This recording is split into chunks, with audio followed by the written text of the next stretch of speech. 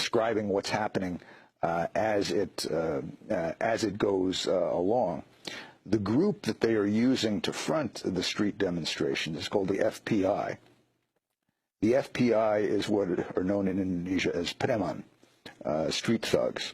They were created by the Indonesian army and police shortly after the fall of Suharto in order to do killings. U.S.-backed dictator. Yes, in order to do repression and, when needed, killings on behalf of the army without the army having to take responsibility for it.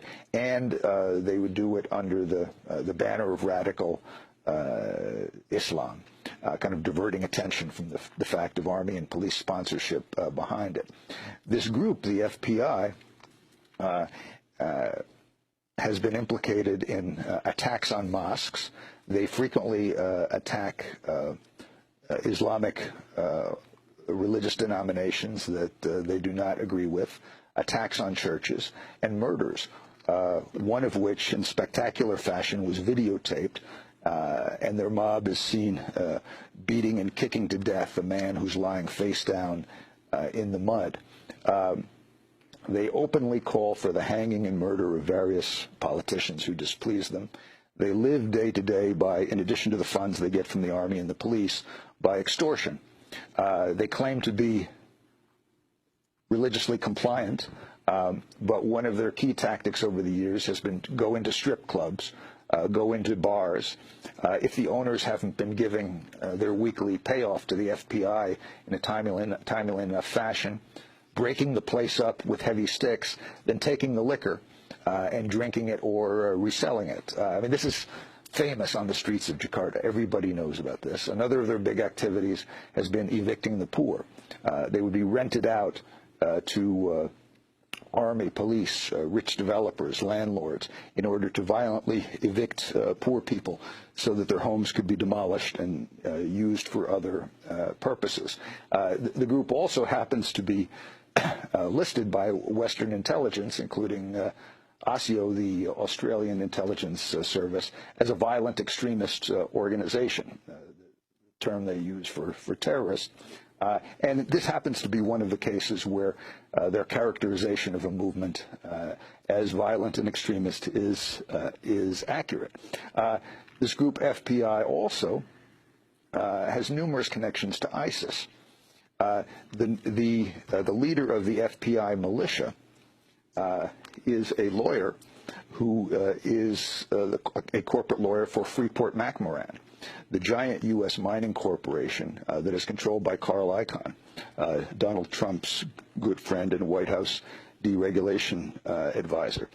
This lawyer, his name is Munarman, he represents a local corporate front for Freeport, and he is there presiding over the militia, as the FPI militia, as they commit violence, and standing next to the FPI leaders as they call for the death by hanging of Jakarta's governors.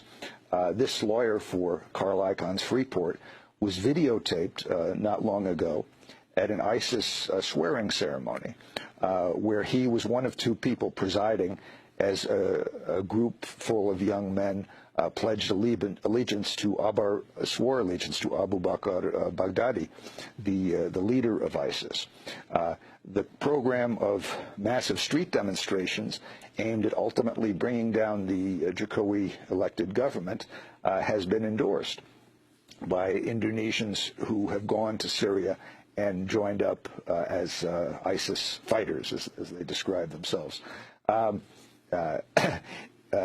etc.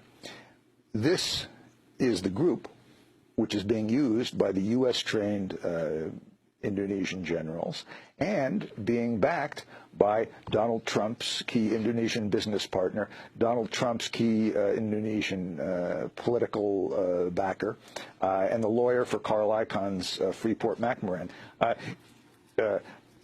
Maybe it was about a year ago, we did a short segment on Democracy Now! Regarding the fact that one of these figures, Fadli Zon, the politician who was involved in this coup movement, he appeared at Trump Tower along with Donald Trump. This was shortly after Trump launched his presidential campaign. He launched his campaign by attacking Mexicans as rapists, and he got some heat for that. And one of the things Trump did, apparently, was to say to his people, get me some foreigners. One of the foreigners they got him was this Indonesian politician, Fadli Zon. He appeared at the press conference with Donald Trump. For doing so, he was fiercely attacked by the Grand Imam of the Indonesian mosque here in New York City. A very courageous act, by the way, by that imam, given the fact that Fadli Zon is not just a politician, but is also the right-hand man of General Prabowo. Prabowo is the most notorious mass-killing general in Indonesia. He was also the general who was the closest protege of the U.S. Pentagon and intelligence during his military career.